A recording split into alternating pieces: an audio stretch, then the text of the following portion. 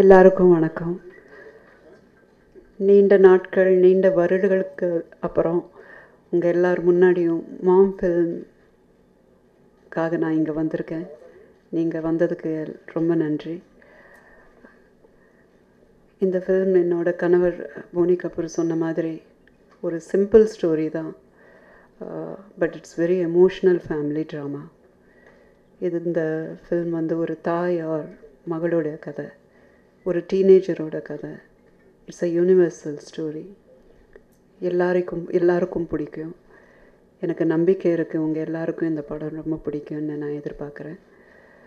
தமிழ்நாடு திரைப்பட உலகம் எனக்கு ரொம்ப ஆதரவு கொடுத்துச்சு, அன்பை கொடுத்துச்சு. நான் அதை என்றைக்கும் மறக்க மாட்டேன். என்னோடய கரியரில் ஒரு தீராத கனவாக ஒன்று இருந்துச்சு. அது ரஹ்மான் அவர்களோட நான் இது வரைக்கும் ஒர்க் பண்ணல. அந்த ஒரு சந்தர்ப்பம் எனக்கு இந்த படத்தில் மூலமாக, என்னோடய கணவர் மூலமாக கிடச்சிது. நான் அது ரொம்ப பாக்கியமாக நினைக்கிறேன். ஏன்னா இந்த ஸ்டார்டிங்கில் இருந்து என்னோடய இயக்குனர் ரவியும் நானும் எப்போவும் இமேஜின் பண்ணிகிட்டு இருந்தோம், இந்த படம் ரஹ்மான் அவர்கள் பண்ணால் எவ்வளோ நல்லாயிருக்கும்ன்ட்டு. அது ஒரு கனவாகவே இருந்துடக்கூடாதுன்னு பயந்துட்டு இருந்தோம். ஆனால் I am really grateful to Rahman. I mean to do this film. அவர் இந்த மியூசிக் கொடுத்ததுனால இந்த படத்தோட வேல்யூ இதோட ஒரு ரொம்ப சேஞ்ச் ஆயிடுச்சு. அது நான் அவருக்கு ரொம்ப கடமைப்பட்டு இருக்கேன். நீங்கள் இந்த படம் பார்த்து ரசிப்பீங்கன்னு எனக்கு நம்பிக்கை இருக்குது. ரொம்ப நன்றி. I hope you like this movie. ஏன்னா இது ஹிந்தி படம் ஆக்சுவலாக, பட் சப்ஜெக்ட் பார்த்தீங்கன்னா ஃபுல் இந்தியா நாட்டுக்கே இல்லை உலகத்துக்கே பொருந்துற மாதிரி இருக்குது. So thank you very much. நான் எதுவும் லைஃப்பில் பிளான் பண்ண மாட்டேன்.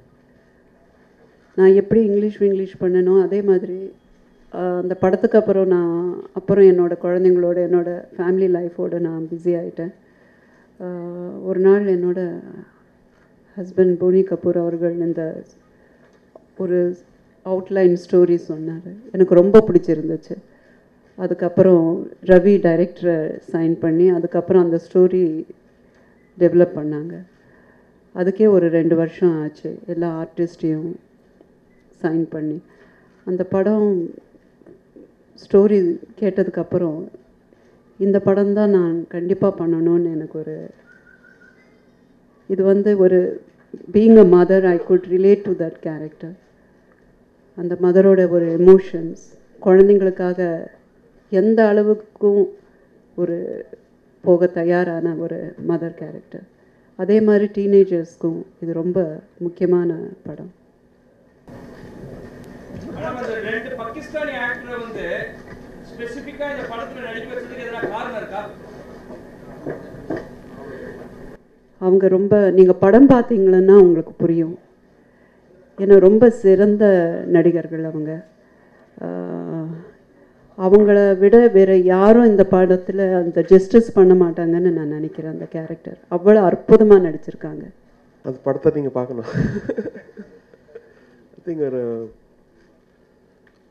ஐ திங்க் எல்லா கண்ட்ரிலையும் ஃபேமிலின்றது ரொம்ப இம்பார்ட்டன்ட். இப்போ சைனா பார்த்தீங்கன்னா, இந்தியா, அமெரிக்கா, யூரோப். ஸோ அந்த ஃபேமிலியில் பேரண்ட்ஸ் பண்ணுற சாக்ரிஃபைஸ் தான் பசங்க முன்னுக்கு வர விஷயம் ஆக்சுவலி நினைக்கிறேன். ஸோ அது பேஸ் பண்ணி பட் வேறு லெவலில் இருக்கேன். அம்மாவா சேஃப்டி ரொம்ப தேவை. குழந்தைங்க இது ஒவ்வொரு ஹவுஸ்லேயும் இதே தான். குழந்தைங்க வெளியில் போனால் திரும்பி வர்ற வரைக்கும் வயிற்றில் நெருப்பு கட்டிக்கிட்டு காத்துட்ருப்பாங்க. அதே தான் எங்கேயும். ஸோ அந்த ஒரு சேஃப்டிக்காக தான் இந்த மதர் ஃபைட் பண்ணுறது.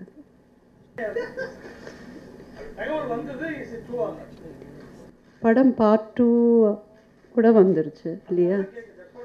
ஏன் பார்ட் 1 போது கேட்கல? இல்லை, எல்லாம் முடிஞ்சு போன கதை. அதை பற்றி எதுக்கு பேசணும் சொல்லுங்கள்.